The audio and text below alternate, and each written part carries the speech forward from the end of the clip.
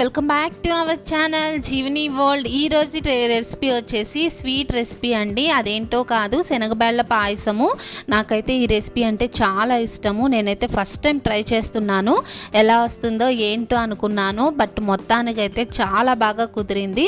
ఇంకెందుకు ఆలస్యం, దీన్ని ఏ విధంగా ప్రిపేర్ చేయాలో తెలుసుకుందామా. ముందుగా ఒక హాఫ్ అన్ అవర్ ముందుగా మనము శనగబెళ్ళని బాగా కడుక్కొని దాంట్లో కొద్దిగా వాటర్ పోసుకొని నానబెట్టుకోవాలి. అలాగే సగ్గుబియ్యాన్ని కూడా వాటర్ పోసుకొని నానబెట్టుకోవాలి. అలాగే తురిమిన బెల్లాన్ని కూడా రెడీ చేసి పెట్టుకోవాలి. అలానే దీంట్లోకి కొద్దిగా సేమియాలు పెట్టుకోవాలి. అలాగే దీంట్లోకి మిల్క్, నెయ్యి, ముంతమాడి పప్పు కూడా యూస్ చేస్తాము. అవి మధ్యలో చూపిస్తాను. సో ఇప్పుడు ఒక కుక్కర్ తీసుకొని ఆ కుక్కర్లో ఆల్రెడీ మనం నానబెట్టుకున్న ఈ శనగబెళ్ళను వేసుకొని ఏ కప్పుతో అయితే శనగబెళ్ళను తీసుకున్నామో అదే కప్పుతో 1 కప్ ఆఫ్ వాటర్ కూడా వేసేసి ప్లేట్ క్లోజ్ చేసేసి స్టవ్ మీద పెట్టేసి ఒక 2 విజిల్స్ అయితే మనము వీటిని రాణించుకోవాలండి. ఆల్రెడీ మనం నానబెట్టుకున్నాం కాబట్టి 1 or 2 విజిల్స్ అయితే సరిపోతాయి. ఇవి ఉడికేలోపు రిమైనింగ్ ప్రాసెస్ ఏంటి అంటే, ఒక కడాయిలో కొద్దిగా నెయ్యి అనేది వేసుకొని ఈ సేమియాలని కూడా బాగా ఫ్రై చేసుకుంటున్నాను. ఆల్రెడీ మీరు రోస్టెడ్ సేమియానే తీసుకున్నట్లయితే మనమేమి ఫ్రై చేయాల్సిన అవసరం లేదు. నేను నార్మల్ సేమియా వాడుతున్నాను కాబట్టి రోస్ట్ చేసుకుంటున్నాను. అలానే ఒక మిల్క్ను కూడా కాచి చల్లారి పెట్టుకుంటున్నాను. దీంట్లోకి కాచి చల్లార్చిన పాలు మాత్రమే వేయాలి. సో ముందుగానే విజిల్స్ వచ్చేలోపు వీటిని కూడా రెడీ చేసి పెట్టుకుంటున్నాను. తర్వాత ఇప్పుడు ఇదే కడాయిలో ఇంకొద్దిగా నెయ్యి అనేది అప్లై చేసుకొని దీంట్లో డ్రై ఫ్రూట్స్ అనేటివి వేసుకొని బాగా ఫ్రై చేసుకొని ఇవి కూడా సపరేట్ చేసి పెట్టుకోవాలి. సో నేను ఇక్కడైతే ఓన్లీ కాజు అనేది యూస్ చేస్తున్నాను. మీకు కావాలి అంటే బాదం, ద్రాక్ష కూడా యూస్ చేయొచ్చు. అలానే దీంట్లో పచ్చి కొబ్బరిని కూడా సన్న సన్న పీసెస్గా కట్ చేసుకొనైనా వేసుకోవచ్చు. సో నా దగ్గర ఓన్లీ కాజు మాత్రమే ఉంది కాబట్టి నేను కాజునైతే వేస్తున్నాను. ఇప్పుడు 2 విజిల్స్ అయితే వచ్చేసాయండి. ప్లేట్ క్లోజ్ చేస్తే కనుక మనకి ఈ విధంగా అయితే ఉడికిపోయి ఉంటుంది. పప్పు మరీ మెత్తగా ఉడికిపోకూడదు, అలా అని మరీ గట్టిగా కూడా ఉండకూడదు. వీడియోలో చూపిస్తున్న విధంగా ఉండాలి. ఇప్పుడు వాటిని సపరేట్ చేసుకొని ఇప్పుడు ఒక కడాయిలో ఆల్రెడీ మనం నానబెట్టుకున్నటువంటి ఈ సగ్గు బియ్యాన్ని కూడా వేసుకొని అదే కప్పుతో 1 కప్ ఆఫ్ వాటర్ కూడా వేసుకొని బాగా ఉడికించుకోవాలి. ఇవి తొందరగా ఉడికిపోతాయి.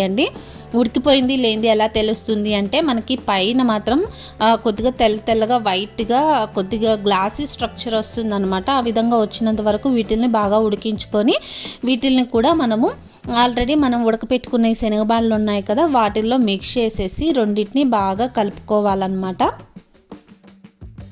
ఈ విధంగా కలుపుతూ ఇంకొక 5 మినిట్స్ అయితే బాగా ఉడికించుకోవాలి. మనం ఎంతసేపు ఉడకపెట్టినా కూడా మన పప్పు అనేది, శనగపప్పు అనేది చెదిరిపోదండి, చాలా బాగానే ఉంటుంది. అందువల్లే వీడియోలో చూపించిన విధంగా మీరు కొద్దిగా మరీ మెత్తగా కాకుండా మరీ గట్టిగా లేకుండా మీడియం కన్సిస్టెన్సీ వచ్చేటట్టు బాగా ఉడికించుకోవాలి. వన్స్ ఇవన్నీ బాగా ఉడికిపోయిన తర్వాత దీంట్లో మనం ఆల్రెడీ ఫ్రై చేసుకున్నటువంటి సేమియాలు కూడా వేసేసి ఇంకొద్దిసేపు బాగా ఫ్రై చేసుకోవాలి. వీటిని గరిటెతో కలబెట్టుకుంటూనే ఉండాలండి, లేదంటే మనకు అడుగంటిపోతుందన్నమాట. సో తర్వాత సేమియా వేసిన తర్వాత మనం బెల్లం ఆల్రెడీ తురిమి పెట్టుకున్నాం కదా, ఆ బెల్లం కూడా దీంట్లో వేసేసి బాగా కలపెట్టుకోవాలి. సో మీరు ఎంతసేపు చూసినా ఎంత ఉడికినా కూడా మనకు పప్పు మాత్రం పప్పుగానే ఉంటుంది. సో బెల్లం వేసిన తర్వాత దీంట్లోనే మీకు వీలైతే యాలకల పొడి వేసుకోండి. నేను ఒక 4 యాలకల్ని దంచి వేసుకున్నాను. తర్వాత మన దగ్గర కాచి చల్లార్చిన పాలు ఉన్నాయి కదా, అవి కూడా దీంట్లో వేసేసి బాగా మిక్స్ చేసుకొని ఇంకా 5 మినిట్స్ గరిటెతో కలపెట్టుకుంటూ మనము వీటిని బాగా ఉడికించుకోవాలన్నమాట. సో ఇక్కడ మీకు వీలైతే పచ్చి కొబ్బరిని కూడా యాడ్ చేసుకోవచ్చు.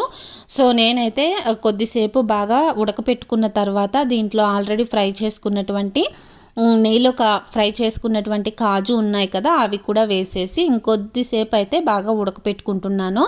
సో టేస్ట్ అయితే చాలా బాగా వచ్చిందండి. కాజూస్ వేసిన తర్వాత ఒక 2 to 3 మినిట్స్ మనం ఉడికించుకుంటే సరిపోతుంది. అంతే, ఎంతో టేస్టీగా ఉండే శనగబెళ్ళ పాయసం అనేది రెడీ అయిపోతుంది. సో ఈ స్టేజ్లో మీకు కావాలి అంటే పచ్చి కొబ్బరిని సన్న సన్న ముక్కలుగా కట్ చేసుకొని వాటిని కూడా మనం దీంట్లో యాడ్ చేసుకున్నా కూడా మనం తినేటప్పుడు మధ్య మధ్యలో అవి తగులుతూ ఉంటే చాలా బాగుంటుందన్నమాట.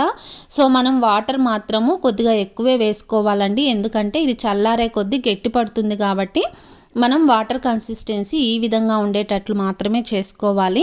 సో నాకైతే ఈ రెసిపీ చాలా బాగా నచ్చింది. మీరు కూడా ఒకసారి ట్రై చేసి టేస్ట్ ఎలా వచ్చిందో కామెంట్ సెక్షన్లో కామెంట్ చేయండి. ఈ వీడియో కనుక మీకు నచ్చినట్లయితే వెంటనే ఛానల్ని సబ్స్క్రైబ్ చేయండి.